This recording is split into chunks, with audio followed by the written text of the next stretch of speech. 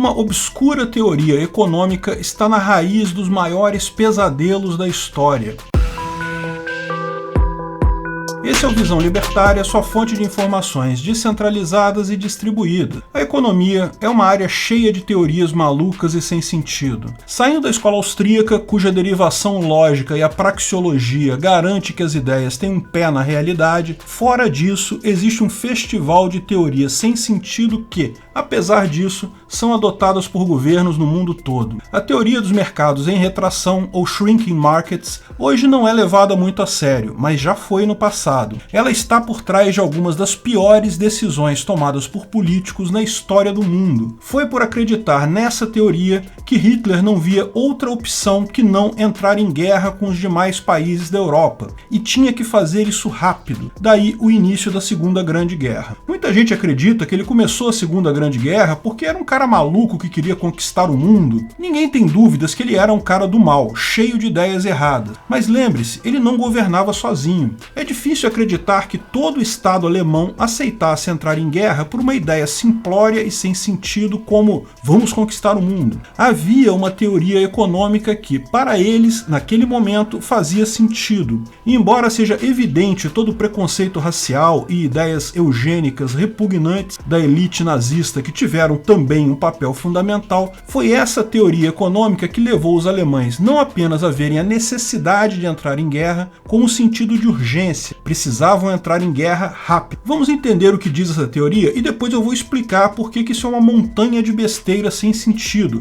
tão similar a outras tantas teorias que são rotineiramente ensinadas em escolas de economia mainstream por aí. No início do século XX, os países da Europa Ocidental haviam passado, nas últimas décadas, pelo processo de industrialização, pela Revolução Industrial. Inglaterra, França, Alemanha, Itália, toda a Europa Ocidental estava vivendo uma industrialização muito forte. A população havia migrado dos campos para as cidades e crescido muito. Os níveis de vida nesses países eram muito superiores ao do resto do mundo, que ainda estavam presos ao paradigma econômico da agricultura não intensiva. Embora todo o movimento do proletariado, o próprio comunismo, tenham surgido da visão de que trabalhadores nas empresas eram explorados pelos patrões, sofrendo com jornadas extenuantes nas fábricas, isso não conta toda a história. O fato é que as condições de vida como empregado na indústria, por piores que fossem, ainda eram melhores que a situação anterior, com as ocupações no campo. No campo de então, as condições eram muito mais miseráveis, os trabalhadores tinham que trabalhar muito mais e recebiam muito menos. Isso explica porque, com a Revolução Industrial, os trabalhadores migraram maciçamente do campo para a cidade. Se as condições fossem piores nas indústrias, eles simplesmente não teriam ido. Isso gerou um problema para esses países da Europa Ocidental. A produtividade no campo caiu muito. Lembra, a agricultura naquela época era bem diferente do que é hoje. Tudo era muito manual, dependia de muita mão de obra. Como a mão de obra abandonou o campo para ir para a cidade, os países industriais se viram de uma hora para outra com uma boa produção industrial, mas com quase nenhuma produção de alimentos. Isso não era um problema por si só, porque eles podiam vender os seus bens industrializados e comprar comida dos outros países. Na verdade, isso era algo muito positivo para eles, porque a demanda por bens industrializados era muito forte. Então esses países ficaram muito ricos, eles tinham um alto poder de compra, se beneficiavam muito com essa troca. Mas havia uma preocupação. Se continuassem vendendo ferramentas, máquinas e outros produtos industrializados para os outros países, esses outros países iriam se industrializar também. E ao se industrializarem, iriam enfrentar o mesmo problema, vão ter muito menos produção de comida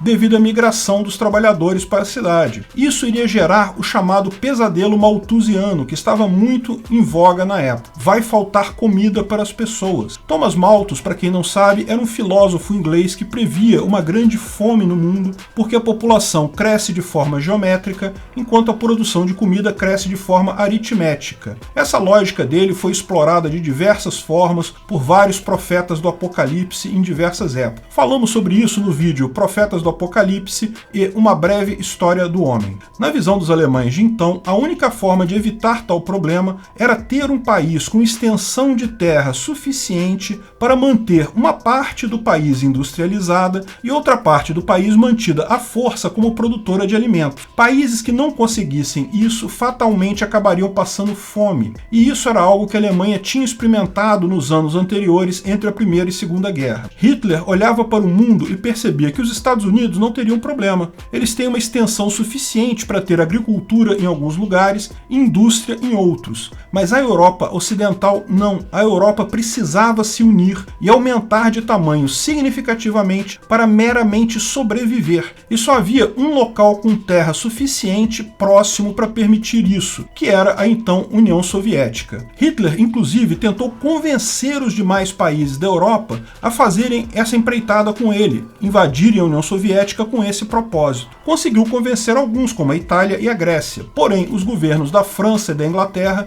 não compraram essa ideia. Entenda, na visão dele, Hitler não invadiu a França para subjugar os franceses. Na visão dele, ele estava salvando o povo francês de uma morte trágica pela fome, ao tomar controle do país e unir o seu esforço heróico contra a fome na Europa industrializada. O mesmo pretendia fazer com a Inglaterra. Por favor, não entendam errado, não estou dizendo que ele fez uma coisa boa, é óbvio que não. Estou explicando o que ele achava que estava fazendo, de onde ele tirou a motivação e convenceu os alemães de que isso era a coisa certa a fazer. Ele se via como um libertador dos europeus, não como um invasor. E lógico, o objetivo final era invadir a União Soviética para usar a enorme extensão de terras dela como a fazenda da Europa. Tendo controle de toda a Europa e da União Soviética, ele pretendia direcionar a Europa para continuar sendo a parte industrializada e deixar a União Soviética perpetuamente como produtora de alimentos. Na visão dele, essa era a única forma de evitar a fome, com um planejamento central e uma grande extensão de terra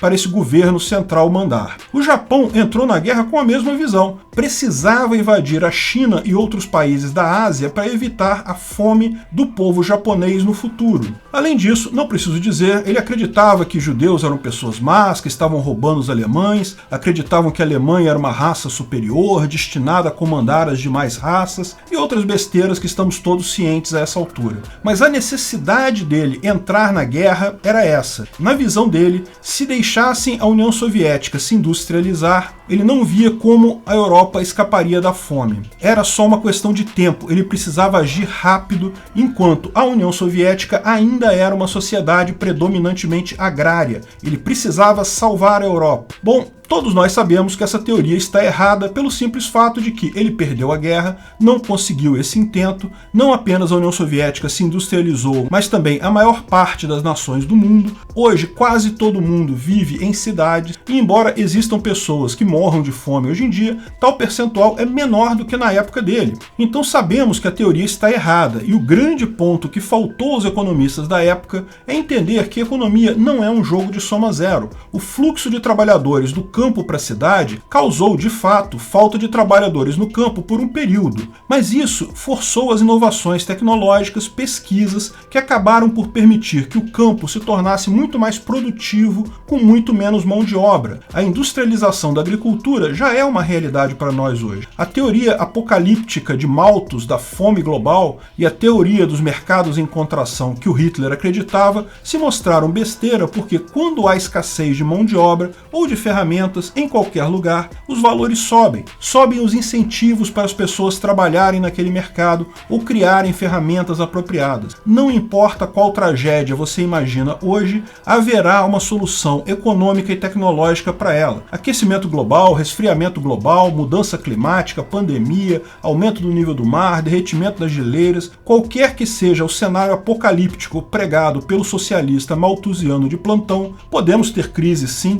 mas a economia vai direcionar os recursos e a ação humana no sentido de resolver esses problemas. Ao contrário, a solução dada pelos socialistas para esses problemas, tanto os socialistas de então quanto os de agora, a ideia de que a única salvação é um planejamento centralizado, que seria necessário todos abrirmos mão de nossa liberdade para que um grupo de especialistas direcionasse os recursos no sentido correto e assim evitasse a fome, a inundação da cidade, seja lá qual for a tragédia imaginada, essa solução socialista sempre sempre leva a tragédias reais. Eu confesso para vocês que eu não conhecia essa teoria. Fiquei conhecendo através de um canal em inglês de história chamado TIC. Estudei o assunto e confirmei as informações. Porém fica a dúvida, por que isso não é mais falado? Por que ninguém fala dessa teoria tão estúpida e sem sentido se ela foi uma das grandes causadoras de todo esse mal? A centelha que, em conjunto com ideias eugenistas estúpidas, fez eclodir talvez a maior tragédia do século passado. Por que não somos avisados que esse conceito de mercados em retração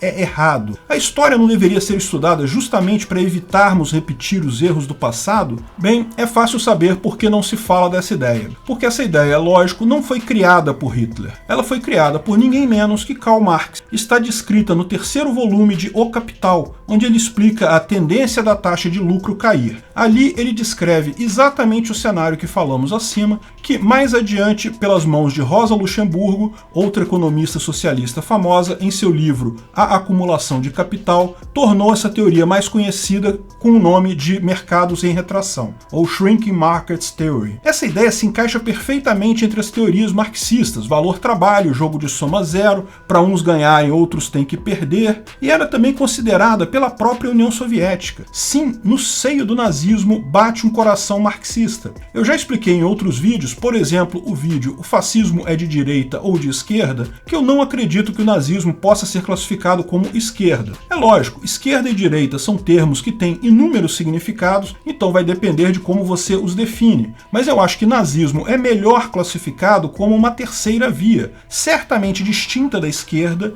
mas ligada ao autoritarismo. Porém, dentro do espectro socialista, e como sempre suspeitei e mantenho minha posição, embora o nazismo não seja de esquerda, ele nasceu na esquerda. Ele é uma forma de socialismo que evoluiu para algo muito pior. Surgiu como uma corruptela das ideias marxistas, temperadas com antissemitismo e eugenia, mas cuja raiz econômica e a sua teoria social predominante eram absolutamente iguais a outra grande tragédia do século XX, o comunismo.